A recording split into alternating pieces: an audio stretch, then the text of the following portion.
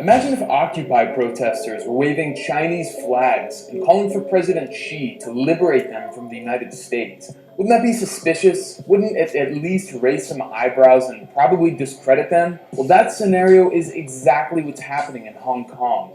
Except these masked protesters are calling on President Trump to liberate them from China. And corporate media talking heads, the very same personalities who fixated on phantoms of Russian meddling in US elections, well, they're hailing these masked protesters as pro-democracy. Pro-democracy protesters spilled into the streets. Pro-democracy protesters braving the rain in Hong Kong. Simply seeking liberty and freedom. This is very much a protest led by the people. This is a protest that is spontaneous. It's almost like this pro-democracy talking point used by every single corporate media outlet. It's part of a coordinated effort. Pro-democracy. Pro-democracy. Pro-democracy. Pro-democracy. But what corporate media won't tell you is that the US government is deeply involved in the unrest gripping Hong Kong.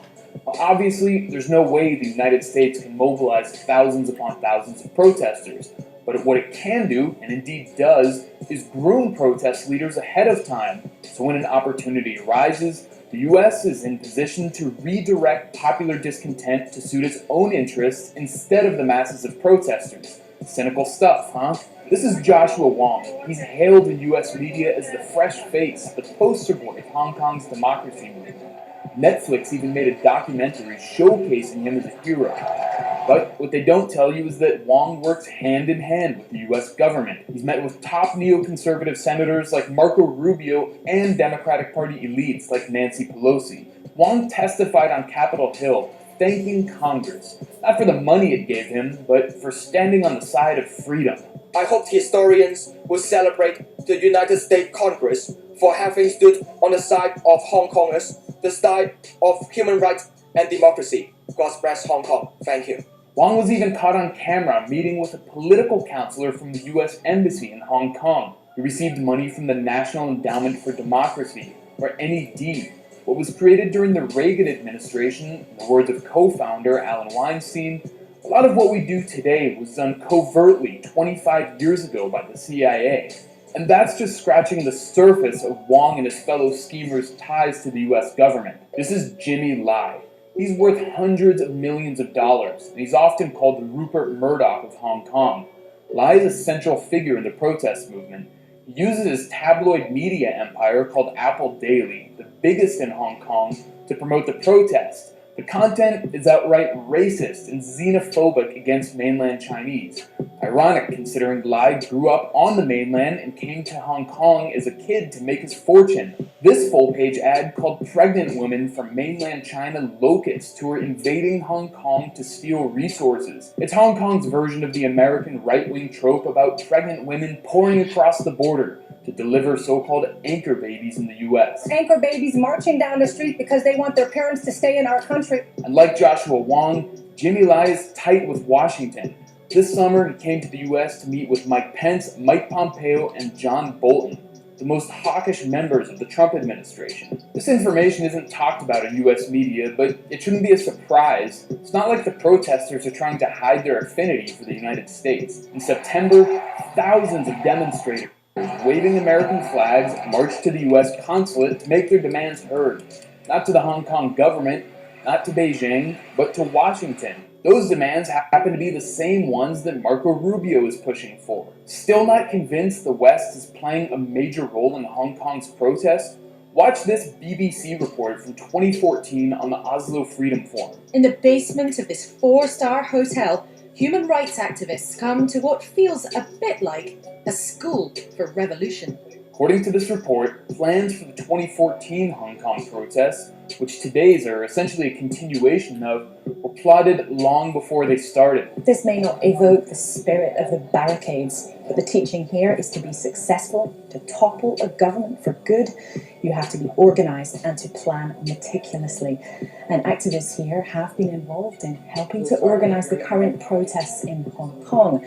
Their plan to put thousands of people on the streets of the territory was in fact hatched nearly 2 years ago. And look who makes an appearance in the video. I'm Joshua Wong, the convener of Stories. Who else is there? Pussy Riot, the young women who have been embraced by US media for, among other things, screaming profanities in a church to stick it to Putin. And And then there's none other than Sergej Popovic, the Serbian founder of the regime change mercenary group Canvas. Canvas has taken money from the US government and reportedly from the CIA to train untold thousands upon thousands of young people to topple governments around the world that the United States deems adversarial. One of the better-known Canvas trainees is Venezuelan coup frontman Juan Guaido. In other years, figures like Raed Saleh, face of the White Helmets, appeared before him. White Helmets are the propaganda arm of Al-Qaeda in Syria and are funded by the US State Department. The Oslo Freedom Forum is a who's who of regime change operatives, a clown car of charlatans, hucksters, and outright frauds.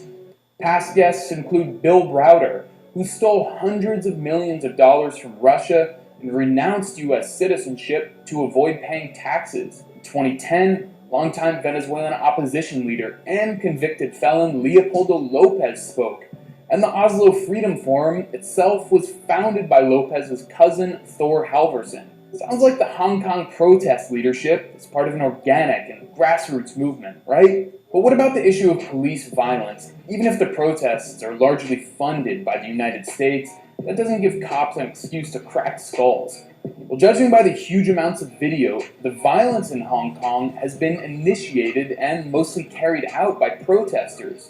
When they occupied the airport, they took a journalist captive and took turns beating him unconscious for hours. Then, when he was finally being carted away on a stretcher, one protester ran up and struck him with an American flag. Or how about this video of protesters clashing with outnumbered police? How would cops react here in the United States? I think it's a safe bet that American police would have zero tolerance and would have shot and killed the protesters. The one time Hong Kong police did open fire, well, that was shown endlessly in Western media. What they didn't show is that the rioters were assaulting police and citizens just before that. I'm not arguing as justification for the shooting, but it begs the question why corporate media is only showing the reaction and not the action. Seems like propaganda to me. In fact, police overreaction is actually what the protesters are hoping for.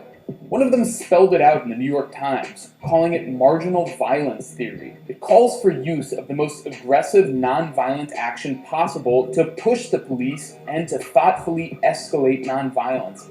They've even resort to violence to push the government to the edge. Watch what Joshua Wong says after he's asked to condemn the violence the protesters have used. I would say that instead of blame or condemn on any behavior of protester, I prefer to find out the solution and through the trial and error process and to let us to realize that even protester, they will have that incentive or intention to have self-defense or self-protection. But how to use force and also keep and maintain public support is better for us. As we've seen, the protesters have gone far beyond mild force.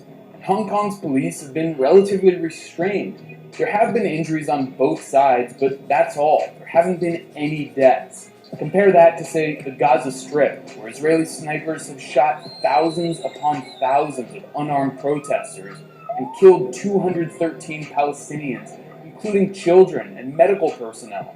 So let's call what's happening in Hong Kong what it is. It's not a pro-democracy movement. It's a US government-trained and funded violent separatist movement run by operatives that exploit the plight of Hong Kong's youth to enrich oligarchs and destabilize China. All in all, either the Hong Kong protest leaders are part of an international group of billionaire-funded regime change operatives led by the United States government as part of a Cold War agenda, or Donald Trump is actually a great liberator of Hong Kong.